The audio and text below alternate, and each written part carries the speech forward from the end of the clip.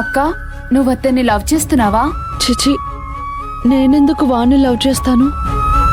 అసలు బుద్ధున్న ఏ ఆడపిల్లైనా ఆ రౌడీ వెధవని ప్రేమిస్తుందా, పెళ్లి చేసుకుంటుందా?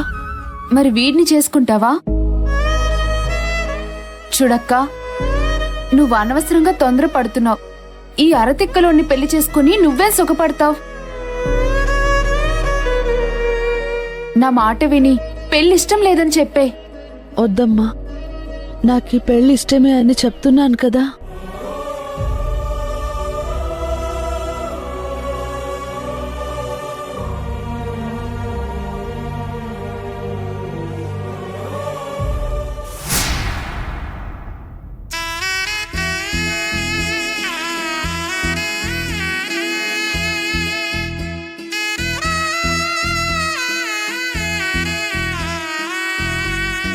త్వరగా వెళ్ళాలి, టైం అయిపోతుంది కదా. ఏంటి బాబాయ్, ఎందుకు ఇంకా రెడీ అవ్వలేదు? ఇవాళ మంజు నిశ్చితార్థానికి మీరు రావట్లేదా? ఎందుకు రాను? వస్తానని వాగ్దానం చేశాను కదా. ఇంకా మీరు యూనిఫామ్ లోనే ఉన్నారు. వయసు అయిపోయిన వాణ్ణి. ఏ డ్రెస్ లో వస్తే ఏంటి? అది నిజమేలే. మీరు కూడా ఇదే యూనిఫామ్ లో వస్తారా? అందరం వెళ్తే ఎలా కుదురుతుంది? అయినా ఇదేమైనా పెళ్ళా?